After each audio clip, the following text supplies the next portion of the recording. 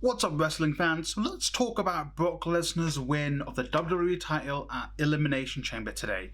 I am conflicted, both with the match itself and the result. So let's just address the elephant in the room. The Bobby Lashley thing, with him getting hurt by the Austin Theory being thrown at him through the pod. I don't know if that was a work or not. I sat there the whole time thinking, I don't know if this is a work or isn't a work. Because Scrap Daddy came out and Jason Jordan came out and helped him. And I was like, would they be the ones to come out and help him? And then also Michael Cole was talking about it a lot. And usually when someone's injured, they don't talk about it. Or they don't say it a few times.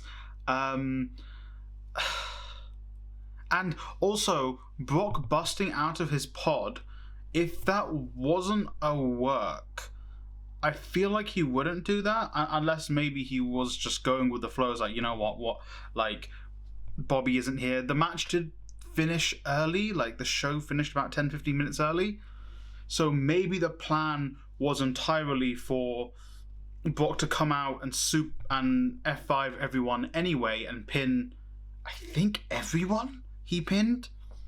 But then the Austin Theory spot happened, and I'm like, well, that spot must have been planned, so maybe it was going to be Theory and Brock in the end. And I can't tell, because I couldn't get a glimpse of anyone throwing up the X for Bobby. So we'll have to wait until the dirt sheets report on it, then we'll know further. But other than that, let's talk about the result. So Brock Lesnar won very convincingly. I was a bit disappointed no one got any offense on him other than Austin Theory at the very end of the match. I was a bit like, oh, this just kind of feels like a rehash of like that Rumble where he chucked out almost everyone. It just kind of felt like it just deflated it because the match was just really quick. And again, maybe the Bobby thing came into it. If it wasn't a work, then yeah, maybe that would have affected it. It kind of threw everything's very weird. Like if it was a work, then I guess that protects Bobby. Maybe, I don't know. It's just so confusing. Yeah, I don't really know what to make of it. But I guess Lesnar wins. It's Lesnar versus Reigns, title versus title, which is something they've been pushing for a while, so it kind of telegraphed Brock winning. But again, I don't know how to feel about that, because, like, I don't know. Because it feels like you're just going to combine the titles, and then unless you properly unify them, so you scrap the Universal title, you scrap the WWE title, you make one title, and you connect the two lineages to that title, then that's fine if you can go 100% with it. But if it's going to be like the Becky Lynch situation, where she won both titles at WrestleMania, I'm pretty sure she dropped the SmackDown women's title fairly quickly. I know she never dropped the Raw one, but she dropped the SmackDown one within maybe 2 or 3 months. Not even 3, I think. It might have even been the next pay-per-view. I'm not 100% sure. No, I think it was a few pay-per-views later, but she dropped it there, and I'm like, oh, well, that didn't really last very long, did it?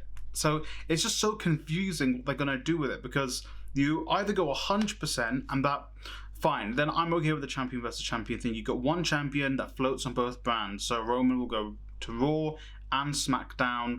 You know, it'll make both parties happy, USA and Fox, because they've got the main guy going back and forth. Makes sense. And then when he's on the other show, you elevate the secondary title, kind of like what they did with the US title with Rusev and Roman when they had that Hell in a Cell match, and they really elevated the US title to the top belt on Raw. Then you can do that with the Intercontinental and the US titles. That's great. But if you're not going to go whole hog with it, if you're just going to somehow have a Roman, I'm assuming Roman's going to win, because I think Roman should have a Bruno Sammartino run, in my opinion.